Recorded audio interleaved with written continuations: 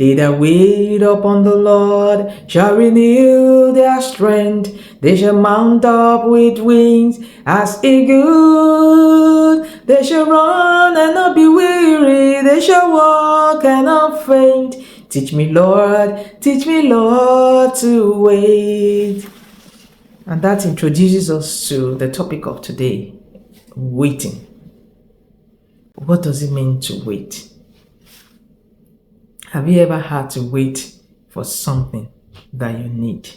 Waiting has its benefits, and it has the lessons, the teaching that we're supposed to gain from it. To wait is to be patient, to have it when it will be more beautiful. To wait is to trust. And by trusting, talking about trusting God while you're waiting. Have you ever had to wait for something?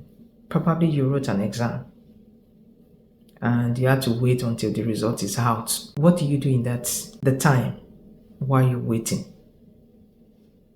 Some try to, reflect and think about, how did I answer this question? Will I pass? Will I do this?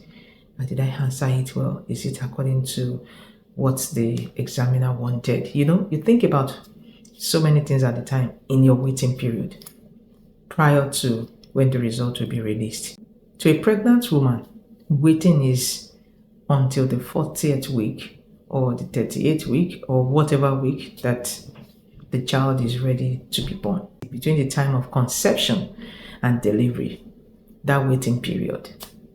To some, it's easy. No sickness, nothing, all through the 9 months. To others, they may have to go through some pains. Waiting is also synonymous to someone who is trying to get a job, to land a job, a well-paying job, a desired kind of job. And you have to keep applying and hoping. So in the process of waiting, there is a time that you need to either trust God or take alternatives. In fact, there are some waiting period that there are no alternatives. Like there are no alternatives to it at all. And waiting could be excruciating, especially when you have to wait for years until your desired result comes. It can be excruciating. It can be really painful. But what do you do in your waiting period? What do you do? How are you managing your wait time? You're waiting on God. You're trusting Him. Are you self-developing at that time? Are you getting better at what you do at the time while you're waiting for His response? About self-developing, maybe you're researching on that business idea to know how to do it better. You are learning the technical know-how at that point in time. What are you doing in your waiting time? For someone who is open and trusting God for a life partner, you have a kind of picture in your head of the life partner that you want for yourself.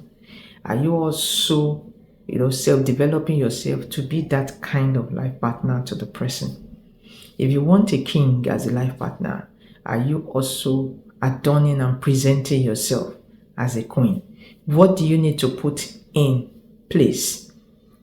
What do you need to do to ensure that you appear as a queen when your king arrives? So in your waiting period, it could be excruciating. You might be alone in your waiting period. You might not have anybody with you in your waiting period. What can you do? How are you able to come out of it? In your waiting period, gather strength from the word of the Lord. Gather strength from people around, trusted people around where you could lean on, because we all need ourselves. We all need shoulders, to lean on. Gather strength from people who have gone through similar situation. Listen to messages, sermons on how you can draw strength in your waiting period. Also, learn to be patient in your waiting period so that you'll be able to see the lessons, you'll be able to see what God is actually teaching you while you wait for Him. And I hope that this few points will help anyone at this point in time going through one waiting period or the other. In Jesus' name. Once again, I remain your friend, Good Wealth. Enjoy the rest of your day. God bless you.